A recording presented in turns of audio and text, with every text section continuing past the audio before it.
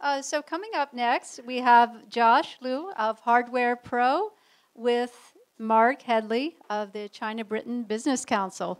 Okay, thank you. And thank you to Rebecca for inviting CBBC to take part in this event. I think there's a few familiar faces in the room, so I'm sure that many of you know myself and the organisation I represent. China-Britain Business Council is a membership organisation. We're the main organisation in the UK that helps UK companies to do business in China. And for us, we're seeing that there's a lot more activity in the tech space, more and more tech companies looking at opportunities in the China market. And a lot of that very much is driven by policies and initiatives in China, things like Made in China 2025, the new kind of flagship policy, a new focus on Internet of Things, huge opportunities in smart cities in China. So we're very lucky today to have Josh Liu here, who is with HardwarePro. And maybe we can start by Josh just saying a bit more about HardwarePro and what you do. Yeah, so I'm a hardware IoT guy, and then so basically we look at early stage companies. We do see investments, also accelerations, take them to China to scale their manufacturing, distributions, and also help them to fundraise there.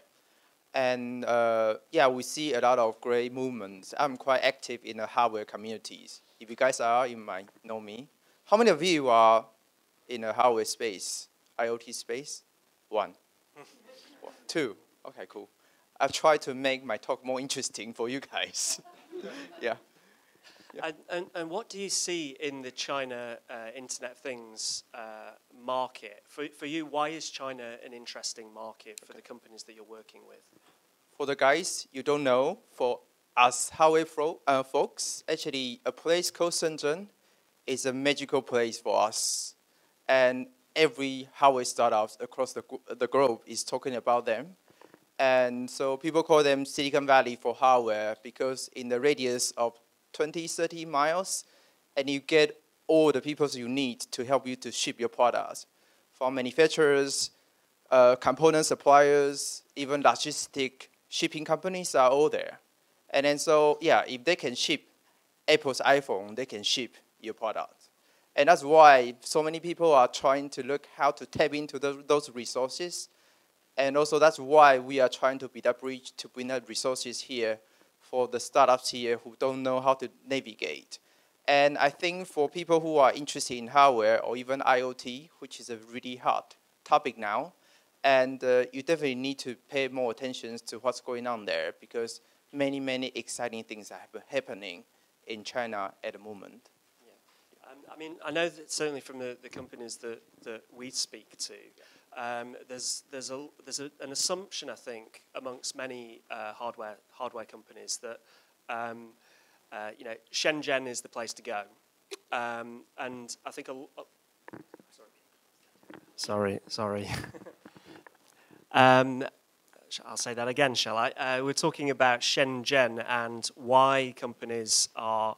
Why is Shenzhen such a hotspot? I mean, you mentioned there a little bit about the kind of the supply chains that exist and the manufacturing. Is it purely about that kind of low-cost manufacturing that Shenzhen offers, or is it more than that? Is it also about the market, the investment?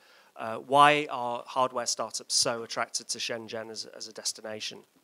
I think a lot of people would think actually cost is the main reason for you to go to China, especially Shenzhen. And for consumer products, yes, that's a factor. But actually, the kind of labor cost in China is increasing by 20% every year. And then so more and more people go to China not because of the low cost. They go there because of the expertise. So you have so many manufacturers there. They know how to deal with different new technology. They can help you with a lot of expertise that you might not get in your home country. And also the second thing, as I said earlier, actually not so many places can deal with high volume like what Shenzhen can do. And if you are working on the high growth company, like if you are doing the paper watch, something like that, and then dealing with high volume is tough. And then that's where actually Shenzhen or China can really help you to shine. And then so that's on the manufacturing level. And then on the sales, on the market size levels, that's another story. And of course, compared to China, and UK is fairly small market, right? And then so we have James from Alibaba before talking about what they have been doing. And then you have a lot of big players like that. And the market size there is just scary, right? So in last year, their one-digit day, they have 14 billion sales in a day. And eBay has 19 billion the whole year. So you can see that kind of scale. And then that is definitely a really, really appealing thing. And then we see in China, you have Alibaba, you have JD. They are looking for new innovations, go to their platform in a much, much more aggressive way compared to the retailers we know here, such as John Lewis. And then, so that's why that makes that place really, really appealing. And the third part is about investments. And as a person in the hardware space, the reality here is that investors are not that keen on hardware startups in London at the moment because the risk is high, scaling, and then that's just something they are not that aware of, unlike fintech, unlike e-commerce. And then so getting investments in China making more sense. If you get some investments there, coming back to talk to investors about follow-up investment, then that's an easier conversation.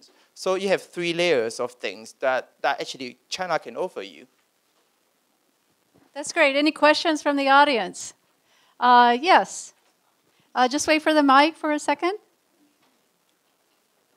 And please identify yourself. Hi, Rosalind Scott. I have a startup in smart waste containers.